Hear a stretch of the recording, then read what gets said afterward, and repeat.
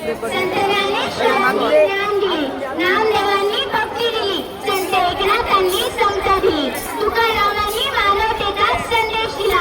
या संत विचारांची वाट म्हणजे वारी आणि त्या वाटेचा अंतिम ध्यास म्हणजे विठ्ठल. नमस्कार, मी आरुषी सतीश मुंतोडे, इयत्ता 6वी मध्ये शिकते. आषाढी एकादशी अर्थात प्रेरणा, भक्ती आणि मानवतेचा संदेश या विषयावर बोलण्यासाठी उभी आहे. मान्यवर अतिथी, विद्यालयाचे प्राचार्य, सर्व गुरुजन आणि उपस्थित सर्वांना आषाढी एकादशीच्या मंगलमय शुभेच्छा.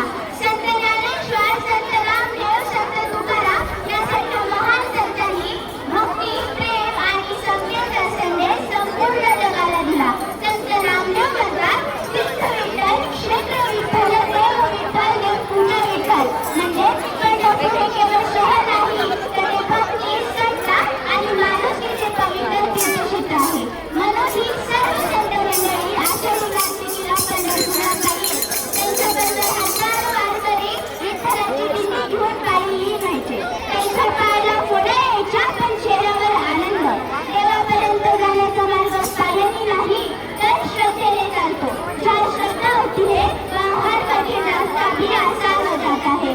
वारी म्हणजे चालणे नाही, तर वारी म्हणजे बदलणे, स्वतःमध्ये चांगला बदल घडवणे. हेच खरे आषाढी एकादशीचे महत्त्व आहे. सुमारे 800 वर्षापासून आषाढीला पंढरपूरला जाण्याची परंपरा आहे. संतांच्या नंतरही त्यांची दिंडी घेऊन आजही लाखो वारकरी पायी चालत पंढरपूरला पोहोचतात. वारी फक्त विठ्ठलाच्या दर्शनासाठी जात नाही, तर संतांनी दिलेले प्रेम, समता आणि सेवाभावाचे संस्कार पुढच्या पिढीपर्यंत पोहोचवण्यासाठी असते. म्हणून हातात भोगी पताका, कपाळावर गंध, गळ्यात तुळशीची माळ, तार तुंगाची गंजूळ राग आणि ओठावर अखंड विठ्ठल विठ्ठलचा गजर आणि लाखो वारकरी एकाच दिशेने चाललेले.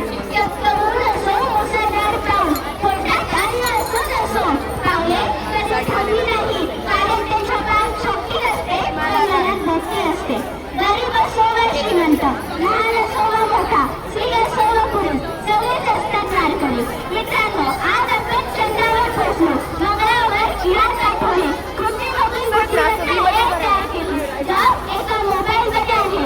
विज्ञानाने वेग दिला, वेग वाढला, पण माणुसकी वाढली का? ज्ञान वाढले, पण शहाणपणा वाढला का? इमारती उंच झाल्या, पण माणसाची मने मोठी झाले का?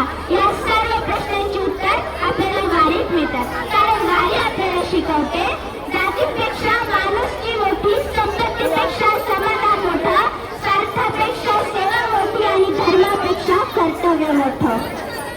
आजच्या समाजात धार्मिक दंभिक प्रचंड वाढली, भ्रष्टाचाराचा फरक झालाय, अंधश्रद्धेचा महापूर आलाय आणि रागग्रस्त स्पर्धा तर शासनाने झाल्या.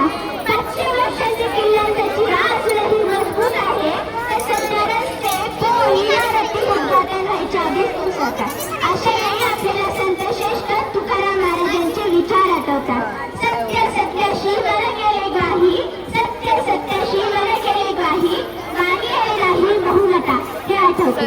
मित्रांनो, आता काळ असणे महत्वाची नाही, तर मनात प्रामाणिकपणा हवा. गळ्यात तुळशीची माळ असणे महत्वाची नाही, तर चारित्र्याची माळ आयुष्यभर गळ्यात असावी.